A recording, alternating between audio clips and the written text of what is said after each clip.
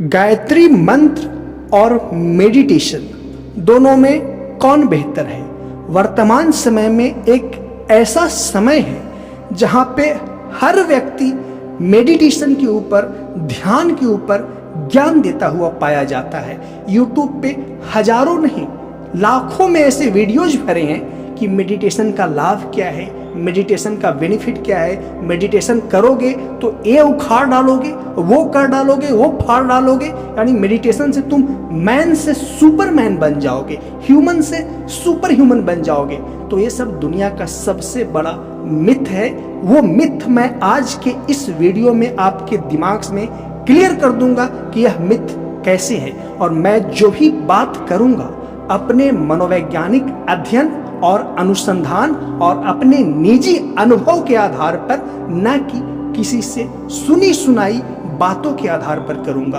तो आज की वीडियो में आपको दो स्पष्टता मिलेगी कि गायत्री मंत्र जपना ज्यादा बेहतर है कि मेडिटेशन करना ज्यादा बेहतर है, और मेडिटेशन में कौन सा मेडिटेशन ज्यादा बेहतर है। तो देखिए, पहले मेडिटेशन को समझते हैं, फिर गायत्री मंत्र के बारे में समझेंगे।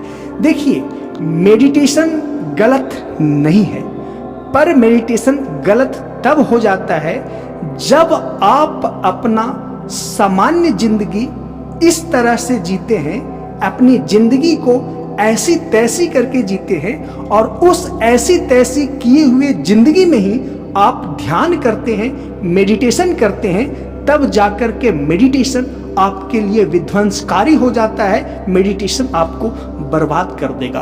अब सामान्य आपकी ऐसी तैसी वाली जिंदगी क्या है? तो जरा आप अपने आप को निरीक्षण करिए।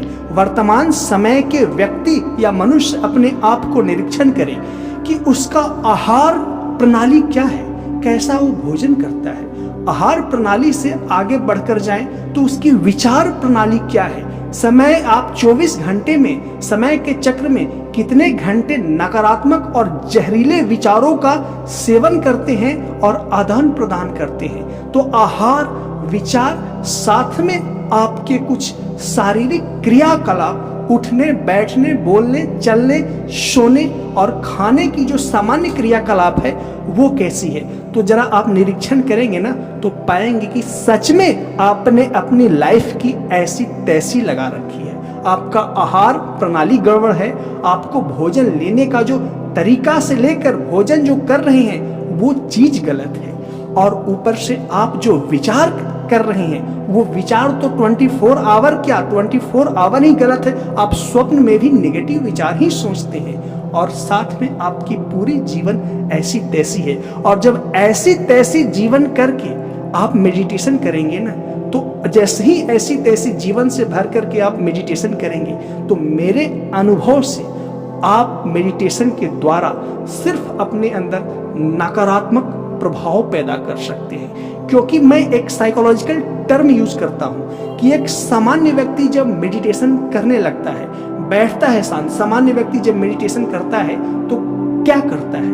वो शांत बैठता है और अपने मन में चल रहे विचारों को ऑब्जर्व करता है, और ऑब्जर्व इसलिए करता है कि मन खाली हो जाए, मन निर्विचार हो जाए, मन इस तरह से खाली हो जाए जैसे आसमान मेघ रहित हो, बादल रहित हो, बिना बादल के बिल्कुल साफ सुथरी आसमान हो जाए। उसी तरह से व्यक्ति अपने मन में से सारे मेघ रूपी जो आच्छादित विचार है उसे हटाने का प्रयास करता है। और कई व्यक्ति इसमें सफल भी होते हैं, लेकिन ज्यादातर इसमें असफल होते हैं और मानसिक बेचैनी और मानसिक पीड़ा का एहसास करते हैं। इसीलिए अक्सर काफी सारे लोगों ने ये एहसास किया होगा कि जैसे ही ध्यान करने बैठते हैं मन की चंचलता बढ़ जाती है, मन में अनर्गल विचार, अनर्गल व्यर्थ के आलाप प्रलाप सक्रिय हो जाते हैं, और न जाने ऐसे ऐसे विचार आने लगते हैं जो नॉर्मल काम करते हुए नहीं आते हैं। तो ये सामान्य मनुष्य जब मेडिटेशन करता है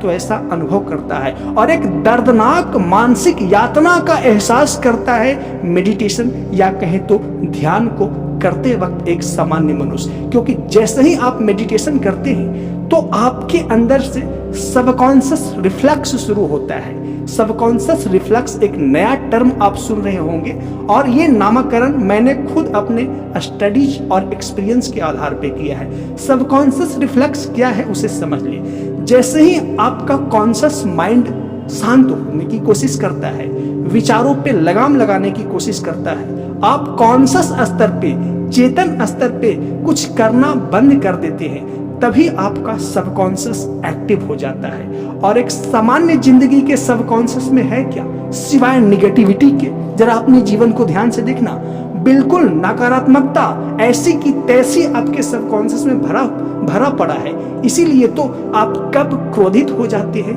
कब सेक्सुअल विचार से भर जाते हैं, कब कितने प्रकार के नकारात्मक आवेग और संवेग आप पे अचानक हावी हो जाते हैं, ये आपको भी पता नहीं चलता। और ये सबकॉन्शियस रिफ्लेक्स के कारण होता है कि आपका कॉन्शियस माइंड जैसे ही खाली हुआ, शांत हुआ, सबकॉन्शियस माइंड में जितने कचरे पड़े हुए हैं, जितनी ऐसी की तैसी विचार पड़ी हुई है, वो सब रिफ्लेक्स होकर के, प्रत्यावर्त होके आपको चेतन स्तर पे उभरने लगता है, और आप अचानक से अजीबो गरीब एक्सपीरियंस फील कर रहे होते हैं। और कैसा एक्सपीरियंस? बिल्कुल नकारात्मक। तो इसलिए सामान्य इंसान अपनी ऐसी की तैसी जी रही जिंदगी में ध्यान करने की कोशिश करता है, तो उसे बहुत ही विध्वंसकारी यानी मनोवैज्ञानिक यातना युक्त अनुभव, एहसास होता है। और जितना ध्यान वो करता है वो उतना ही नेगेटिव होते चला जाता है, क्योंकि जैसे ही आप कॉन्शियस स्तर पे शांत होंगे, इस टर्म को भी आप समझना, आपके सबकॉन्शियस में जितनी ऐसी की तैसी वाली अर्थात नकारात्मक विचार है, आपके ऊपर हावी होने का कोशिश करता है, और आप मानसिक रूप से इतना सशक्त नहीं है कि सबकॉन्शियस से रिफ्लेक्स हुए विचार को आप झेल सके, उससे अनासक्त होकर के, उससे तटस्थ होकर के आप मेडिटेशन में आगे गति कर सके। तो सबकॉन्शियस रिफ्लेक्स के दौरान नकारात्मक विचार में इतना बल होता है कि वो आपको अपनी चपेट में ले ही लेता है। एक उदाहरण से समझिए कि एक सामान्य व्यक्ति जब मेडिटेशन करता है अपनी ऐसी की तैसी जीने वाली जिंदगी में, तो जैसे ही मेडिटेशन करने बैठता है, अचानक से विचारों का बाढ़ आने लगता है, कुछ अतीत की यादें हावी होने लगती है, और वो यादें जब हावी होती है तो वो अतीत की नकारात्मक यादें जिस किसी व्यक्ति से बंधा होता है, उस व्यक्ति पे अचानक गुस्सा आने लगता है, और व्यक्ति psycho physically, psycho emotionally disturb हो जाता है। और इस डिस्टर्ब को आप रोक नहीं सकते, क्योंकि आप एक सामान्य मनुष्य हैं, आप इस पे काबू नहीं पा सकते। इसलिए जब भी मेडिटेशन करते हैं, कई लोग, एक और उदाहरण समझिए कि मेडिटेशन में बैठते हैं, वो अंदर से सेक्सुअल हो जाते हैं, हाइपर एक्टिव हो जाते हैं,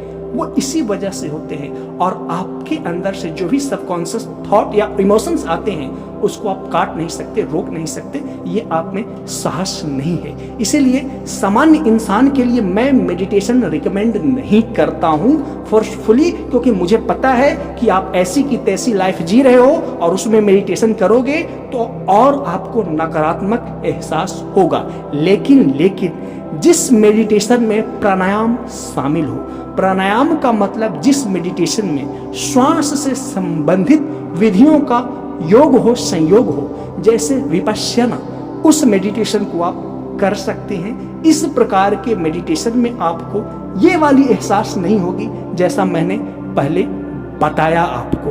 तो प्राणायाम युक्त मेडिटेशन आप बिल्कुल कर सकते हैं। और प्राणायाम युक्त मेडिटेशन में आता है त्राटक, ये भी प्राणायाम युक्त ही मेडिटेशन है। और सांभवी मुद्रा, ये भी प्राणायाम युक्त ही मेडिटेशन है। प्राणायाम का संबंध आपके श्वास से नहीं है, आपकी दृष्टि से भी है। तो जिस मेडिटेशन में मैं आगे आने वाले वीडियो में बताऊंगा मेडिटेशन की इन सारी उच्च स्तरीय व्यवहारिक प्रायोगिक विधि को कि आप कैसे करें, क्या करेंगे। लेकिन यहाँ आज टॉपिक अलग है, इसलिए आज इस पे बातें नहीं करूंगा। तो मेडिटेशन कौन सा नहीं करना चाहिए? जिसमें विचारों को निरीक्षण करना हो, ऑब्जर्व करना हो, जिसमें अपनी भावनाओं को हटाना हो, भावनाओं से तटस्थ रह के देखना हो। जब ऐसी मेडिटेशन करेंगे तो सबकॉन्शियस रिफ्लेक्स का शिकार 90% लोग होंगे, क्योंकि ये 90% लोग वर्तमान समय में ये इंटरनेट युग में अपने जीवन को ऐसी की तैसी करके जी रही हैं। तो ऐसी की तैसी जीवन में यदि मेडिटेशन करेंगे तो और ऐसी की तैसी बढ़ने लगेगी। इसीलिए मेडिटेशन हमेशा वैसा करें जिसमें प्राणायाम युक्त हो।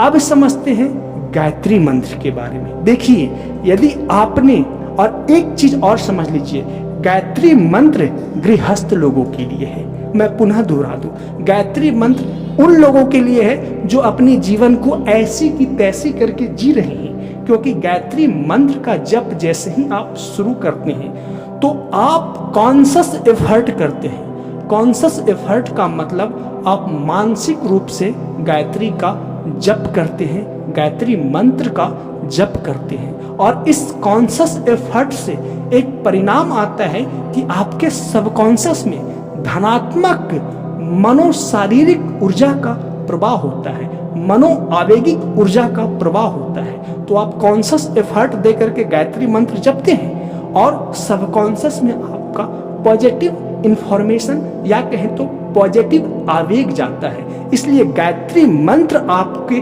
सबकॉन्शियस माइंड को धनात्मक रूप से प्रोग्रामिंग करता है। अर्थात गायत्री मंत्र के जप से आप अपने अंतःकरण को सही मार्ग पे लाते हैं। गायत्री मंत्र के संस्कृत के वाक्यों में जो शब्दों का जो चयन है, शब्दों का जो विन्यास है, शब्दों का जो संकलन है, आपके अंदर धनात्मक प्रवृत्ति पैदा करता है। और ये चेतन रूप से आप गायत्री मंत्र जपते हैं, पर इसका जो प्रभाव अवचेतन रूप से होता है। लेकिन ध्यान में आप चेतन रूप से अपने आप को निर्विचार करने की कोशिश करते हैं, और आपका मन जैसे ही खाली होता है, कॉन्शियस माइंड, वैसे ही अवचेतन में जितनी भी ऐसी की तैसी वाले विचार है रिफ्लेक्स होके, प्रत्यावर्त होके आने लगता है। अचानक से अजीबो गरीब फीलिंग्स आने लगता है। लेकिन गायत्री मंत्र के साथ ऐसा नहीं है। कॉन्शियस रूप से जपते हैं, लेकिन सबकॉन्शियस रूप से उसमें पॉजिटिव इंफॉर्मेशन जाता है, और नेगेटिव इंफॉर्मेशन जो भी आपके सबकॉन्शियस में है उससे ज्यादा पॉजिटिव इंफॉर्मेशन आपके सबकॉन्शियस में गायत्री मंत्र के जप से जाता है। इसीलिए एक गृहस्थ व्यक्ति को जो अपने जीवन की ऐसी की तैसी कर रखा है, उसे पहले मेरे द्वारा बताई गई मनोवैज्ञानिक विधियों द्वारा गायत्री मंत्र का जप करके अपने अवचेतन मन को बिल्कुल धनात्मक आवेग से आवेशित करने की आवश्यकता है। तत्पश्चात उसके बाद आप मेडिटेशन में उतर सकते हैं। तो आज आपको स्पष्ट हो गया होगा कि मेडिटेशन कौन सी नहीं करनी चाहिए, कौन सी करनी चाहिए। और मेडिटेशन और गायत्री मंत्र में मुझे कहें तो मैं गायत्री मंत्र को चुनता हूं, क्योंकि गायत्री मंत्र पे और मेडिटेशन से पे मेरा सालों का अनुसंधान है और अनुभव है, अनुभविक अनुसंधान है, कोई तथाकथित नहीं। तभी मैं इन सारी चीजों के बारे में इतनी प्रैक्टिकली बात कर पाता हूं कि क्यों होता है, कैसे होता है, आपके माइंड का फंक्शन क्या होता है मेडिटेशन के वक्त, और गायत्री मंत्र के वक्त क्या होता है। और जो लोग गायत्री मंत्र का जप करते होंगे वो मेरी बातों को एहसास करते होंगे कि जप करते वक्त नकारात्मक आवेग शुरुआती में आएंगे, क्योंकि आपकी जिंदगी ऐसी तैसी है। लेकिन जब चालू रखें तो नकारात्मक आवेग कमते जाएंगे और सकारात्मक आवेग आपके अंदर बढ़ते जाएंगे। तो आशा करता हूं मेरी इस बातों को आप समझे होंगे। वीडियो को देखने के लिए धन्यवाद।